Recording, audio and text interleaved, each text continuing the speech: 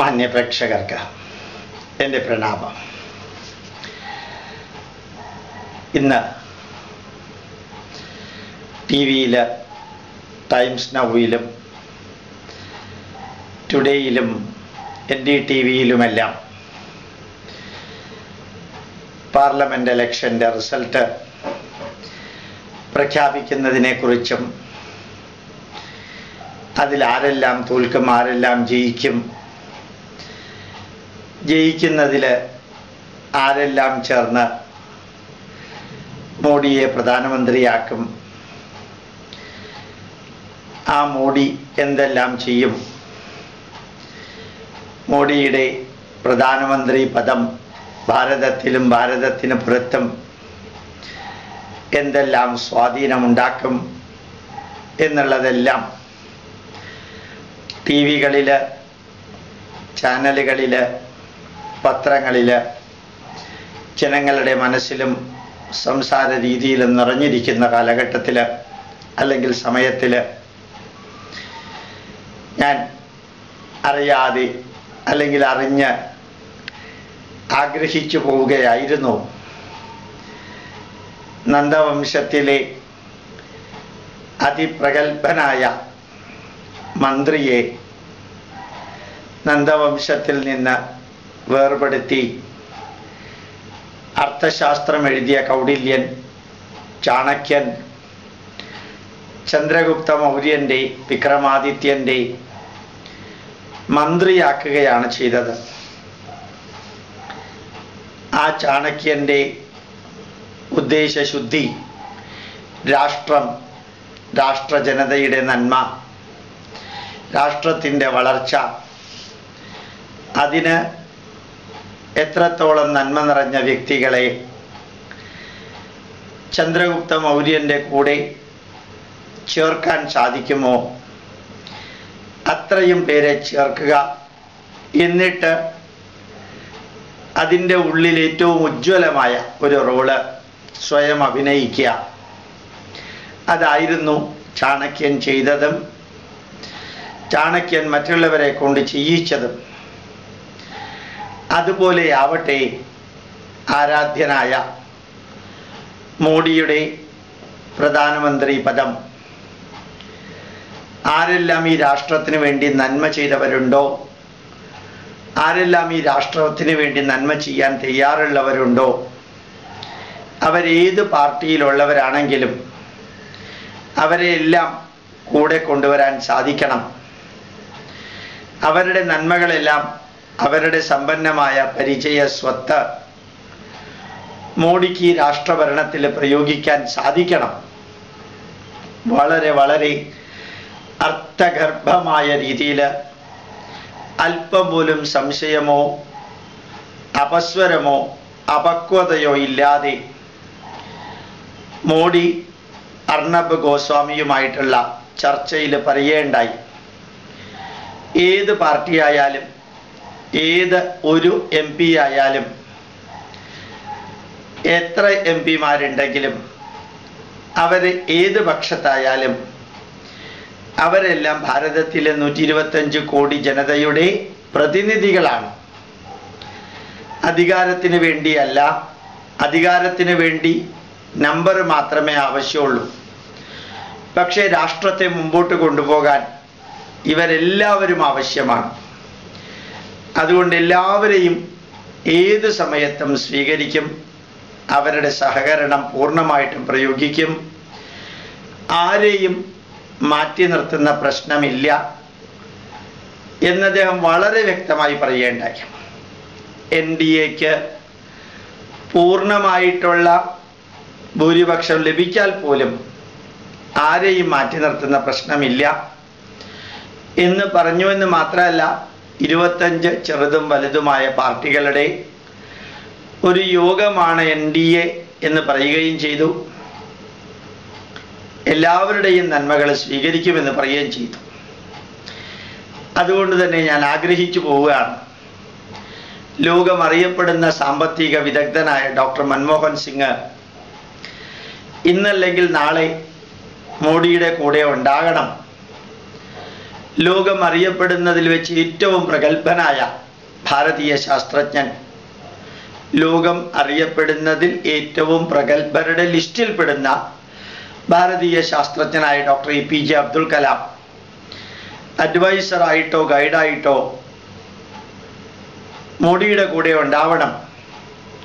വളരെ പക്വതയും നന്മയും ഉള്ള കോൺഗ്രസ് പാർട്ടിയുടെ ഒരു നേതാവാണ് ചിദംബരം.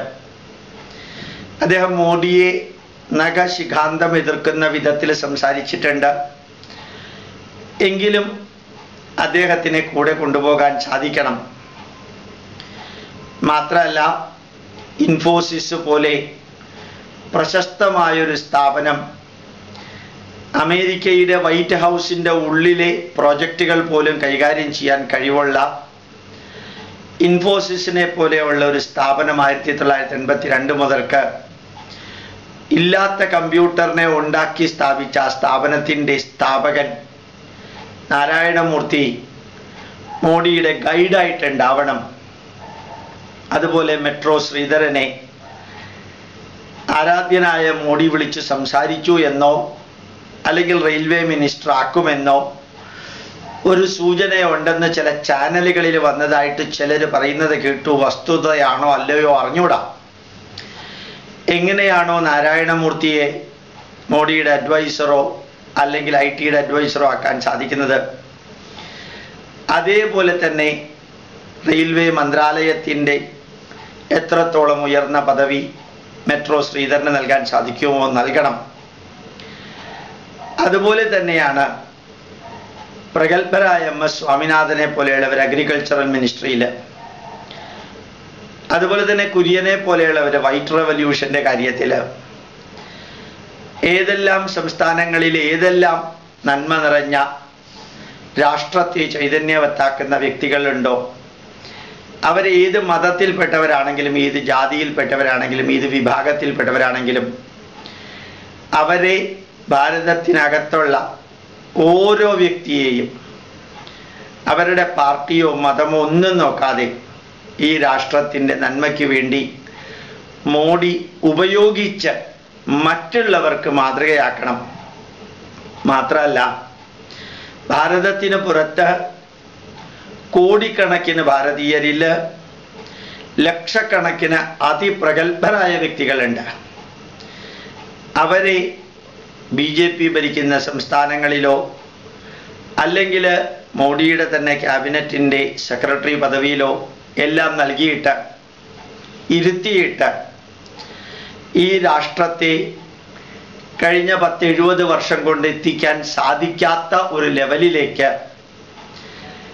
7-10 വർഷം കൊണ്ട് എത്തിക്കാൻ സാധിക്കുന്നതിൻ്റെ തുടക്കം കുറിക്കാൻ സാധിക്കണം. ശ്രീനാരായണ ഗുരുദേവൻ പറഞ്ഞതുപോലെ ആരെയും ചവിട്ടി പുറത്താക്കാതെ എല്ലാവരെയും അടിച്ചകത്താക്കാൻ മോഡിക്ക് സാധിക്കും, മോഡിക്ക് സാധിക്കണം. അതുപോലെ തന്നെ ഭരണപക്ഷം പ്രതിപക്ഷം എന്ന് 2 പക്ഷമില്ല. ഭാരതത്തിലെ വോട്ട് ചെയ്ത 560 ദശലക്ഷം 55 കോടി ജനങ്ങൾ തിരഞ്ഞെടുത്ത MP-മാരെല്ലാം അവരുടെ പ്രതിനിധികളായിട്ട് അവരെ ഭരിക്കാൻ വേണ്ടിയാണ് വിട്ടിരിക്കുന്നത്, എതിർക്കാൻ വേണ്ടിയല്ല. അതുകൊണ്ട് ഭരണപക്ഷം പ്രതിപക്ഷം എന്ന് 2 ഉണ്ടാവരുത്. എല്ലാവരെയും ഭരണപക്ഷത്തിൻ്റെ അകത്തളങ്ങളിലേക്ക് സഹകരിക്കാൻ കൊണ്ടുവരാൻ സാധിക്കണം. ഒരു ന്യൂനപക്ഷ മന്ത്രിസഭയായിരുന്നിട്ടും ഡോക്ടർ മൻമോഹൻ സിംഗിന് അത് സാധിച്ചു. എല്ലാവരുടെയും സഹകരണം അകത്തിരുന്നു കൊണ്ടെടുക്കാനും പുറത്തവർ എതിർക്കുമ്പോഴും സാധിച്ചു. മാർക്സിസ്റ്റ് പാർട്ടിക്കാരോ AIADMKയോ ബിജു ജനതാദളോ ആരായാലും വിരോധമില്ല. ഈ രാഷ്ട്രത്തിൻ്റെ നന്മയ്ക്ക് വേണ്ടി പ്രവർത്തിക്കുന്നവരെല്ലാം ഒരുമിച്ച് പ്രവർത്തിക്കാനുള്ള ഒരു അവസരം സൃഷ്ടിക്കണം. നല്ല പ്രൊഫസർമാരെ വൈസ് ചാൻസലർമാരാക്കണം. നല്ല ശാസ്ത്രജ്ഞന്മാരെ അഗ്രികൾച്ചറൽ ഡിപ്പാർട്ട്മെൻറ്റ് കൈകാര്യം ചെയ്യാൻ വിടണം.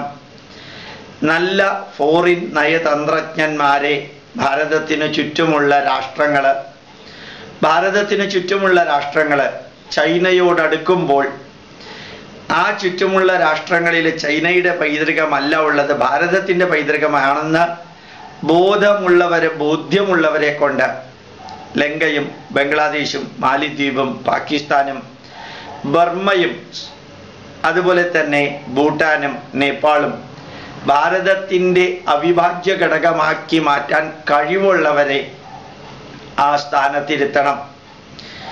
എഴുന്നേറ്റ് നടക്കാൻ പോലും പറ്റാത്ത മുരളി മനോഹർ ജോഷിയെ പോലെയും ജസ്വന്ത് സിംഗിനെ പോലെയുള്ളവരെയും എല്ലാം ഈ രാഷ്ട്രത്തിൻ്റെ പാർട്ടിയുടെ പ്രചരണത്തിന് വേണ്ടി ഉപയോഗിക്കുകയും മന്ത്രിസ്ഥാനം അവർക്ക് ഒഴിവാക്കുകയും വേണം. മാത്രമല്ല തൊഗാഡിയയെ പോലെ ഉള്ളവരും അതുപോലെ തന്നെ വിപ്ലവമായിട്ട് മതത്തിൻ്റെ അടിസ്ഥാനത്തിൽ സംസാരിക്കുന്ന സിംഗാളിനെ പോലെയുള്ളവരെയും എല്ലാം കഴിയുന്നത്രയും ഒതുക്കി നിർത്താനും അകത്ത് നിന്ന് BJPക്ക് ഒരു പ്രശ്നമുണ്ടാക്കുന്നവരായി അവർ ഭവിക്കാതിരിക്കാൻ വേണ്ടി വേണ്ട കാര്യങ്ങൾ ചെയ്യണം. എന്നും തൊഗാഡിയെ പോലെയുള്ളവർ പ്രശ്നങ്ങളെ ഉണ്ടാക്കിയിട്ടുള്ളൂ. പറയുന്നതും ചിന്തിക്കുന്നതുമെല്ലാം സത്യമാണെങ്കിലും സത്യവും വസ്തുതയും പറയേണ്ട സ്ഥലത്ത് മാത്രം പറഞ്ഞാൽ മതിയല്ലോ എന്ന് അവരെ ഒന്ന് ബോധ്യപ്പെടുത്തുകയും അകത്ത് നിന്ന് ബോംബ് പൊട്ടിക്കുന്നവരാകാതിരിക്കാൻ അവരെ നിയന്ത്രിക്കുകയും വേണം.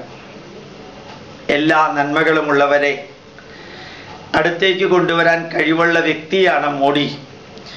മോഡിയുടെ ശത്രുവിൻ്റെ സ്ഥാനത്തുള്ള കേശുഭായ് പട്ടേലിനെ മോഡി വീണ്ടും മുഖ്യമന്ത്രി ആയതിനു ശേഷം നേരെ ചെന്ന് കണ്ട് കാല് തൊട്ട് വന്നിച്ചു വരികയാണ് ചെയ്തത്.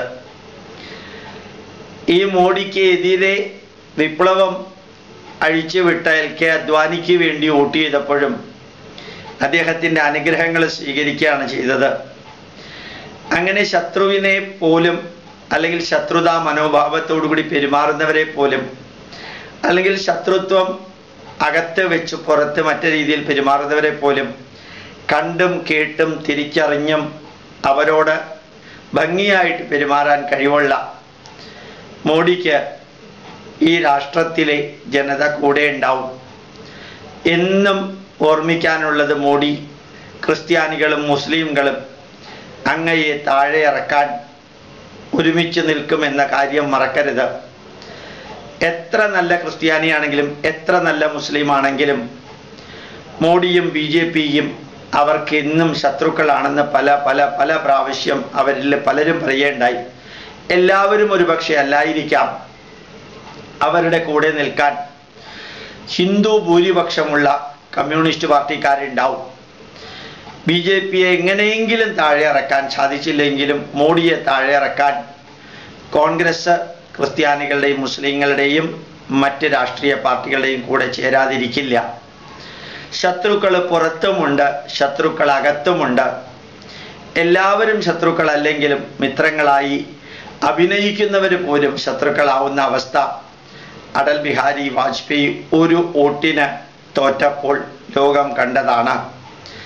ഒരു സാരി വിതരണത്തിൻ്റെ അടിസ്ഥാനത്തിലാണ് ഒരു മന്ത്രിസഭ തന്നെ താഴെ വീണതും ഭാരതം തിളങ്ങുന്നു എന്ന ആവശ്യത്തിനും ആവശ്യമില്ലാത്തതിനും വിളിച്ചു കൂവിയതുപോലെയാണ് ഇപ്പോൾ മോഡി പ്രധാനമന്ത്രിയാകുന്നതിനെ കുറിച്ച് എല്ലാവരും വിളിച്ചു കൂവുന്നതും BJPക്കാർ വിളിച്ചു കൂവുന്നതും. ഇലക്ഷൻ്റെ റിസൾട്ട് എണ്ണാൻ തുടങ്ങുന്നതിന് മുമ്പ് തന്നെ ലക്ഷക്കണക്കിന് ലഡ്ഡുവും ലക്ഷക്കണക്കിന് രൂപയുടെ ക്രാക്കേഴ്സും പടക്കവും കോടിക്കണക്കിന് രൂപയുടെ കൊടിയും അത്ര തന്നെ ചെലവഴിച്ച് റോഡ് ഷോയും എല്ലാം നടത്തണമെന്ന തീരുമാനം ഇംപ്ലിമെൻ്റ് ചെയ്യാൻ ഇലക്ഷൻ്റെ റിസൾട്ടിന് ആവശ്യമായിട്ടുള്ള ബാലറ്റ് കൗണ്ടിങ് പോലും നടന്നിട്ടില്ല. അത് ഒരിക്കലും സംഭവിക്കരുതായിരുന്നു എന്നെനിക്ക് തോന്നുന്നു. ഈ ഇപ്പോൾ പറഞ്ഞത് യൂട്യൂബിൽ കുറേ കാലം ഉണ്ടാവും.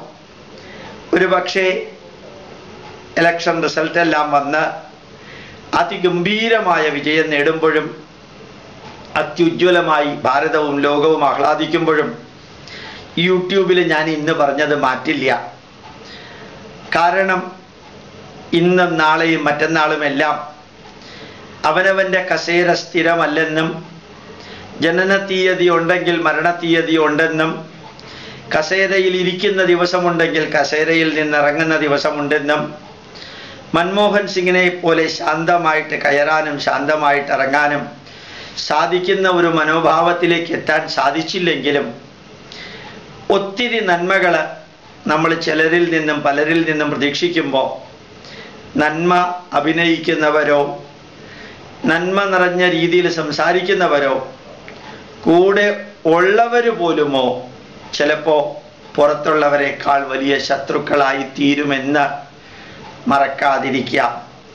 ചിലർ ഒളിച്ചോടുന്നവരുണ്ടാവും ലണ്ടനിലേക്ക്, ചിലർ അകത്ത് നിന്ന് ക്യാൻസർ പോലെ പ്രവർത്തിക്കുന്നവരുണ്ടാവും, ചിലർ വേണ്ടതിനും വേണ്ടാത്തതിനും പത്രസമ്മേളനം നടത്തി ടി വിയിലൂടെ വലിയ ഇറിറ്റേഷൻ ഉണ്ടാക്കുന്നവരുണ്ടാവും.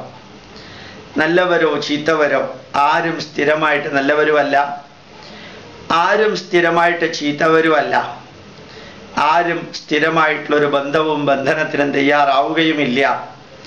വാർദ്ധക്യത്തിൻ്റെ പരമകാഷ്ഠയിലെത്തിയ മുരളി മനോഹർ ജോഷിയെക്കുറിച്ച് ഇപ്പോൾ ടി വിയിലൊരു വരി കണ്ടു. അദ്ദേഹം ഇടത്തോട്ടാണോ വലത്തോട്ടാണോ തിരിയേണ്ടത് എന്ന് പോലും വ്യക്തമായി കാഴ്ചയില്ലാത്ത അവസ്ഥ എത്തിയിട്ടും മന്ത്രി കസേരയ്ക്കും MP കസേരയ്ക്കും വേണ്ടി ഇഴഞ്ഞു നീങ്ങുന്ന കാഴ്ച നേരത്തെ ജസ്വന്ത് സിംഗിൽ കണ്ടതുപോലെ ഇപ്പം കാണുകയുണ്ടായി.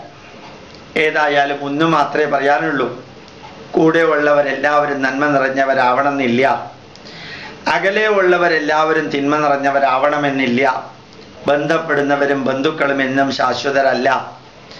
AIADMKയുടെ ജലളിതയെ പോലെയുള്ളവർ ഒരുപക്ഷെ വളരെ സോഫ്റ്റായിട്ട് കൂടെ നിന്ന് ആവശ്യത്തിന് കാലുവാരാൻ വേണ്ടത്ര പരിചയമുള്ളവരാണ്. അവരുടെ വാക്കുകളിൽ തന്നെ അത് വ്യക്തമാണ്. അവസരങ്ങൾ വരുന്നത് കണ്ട് വേണം ഒരു നേതാവ് പ്രവർത്തിക്കാൻ.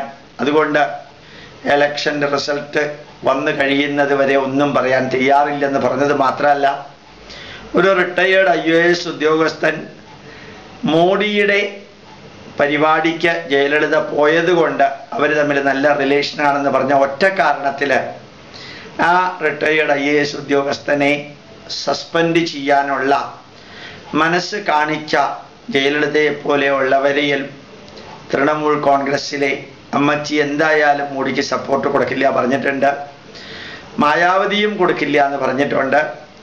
അപ്പോൾ കൊടുക്കാൻ സാധ്യതയുള്ളവർ പോലും അവരവരുടെ സ്വാർത്ഥതയ്ക്ക് വേണ്ടി മാത്രമായിരിക്കും അത് ചെയ്യുക എന്ന് ഓർമ്മിക്കണമെന്ന് പറഞ്ഞുകൊണ്ട് ഈ വരി അവസാനിക്കുന്നതിന് മുമ്പ് ഒരു ചെറിയ സന്ദേശവും കൂടി വളരെ വളരെ വ്യക്തമായ രീതിയിൽ ആരാധ്യനായ മോഡി മെട്രോ ശ്രീധർജിയെ റെയിൽവേ മിനിസ്ട്രിയുടെ കാര്യത്തിന് വിളിച്ചു എന്ന് ഞാൻ കേട്ടത് സത്യമാണെങ്കിൽ ഒരാളെ കൂടി അങ്ങ് വിളിക്കേണ്ടതുണ്ട്.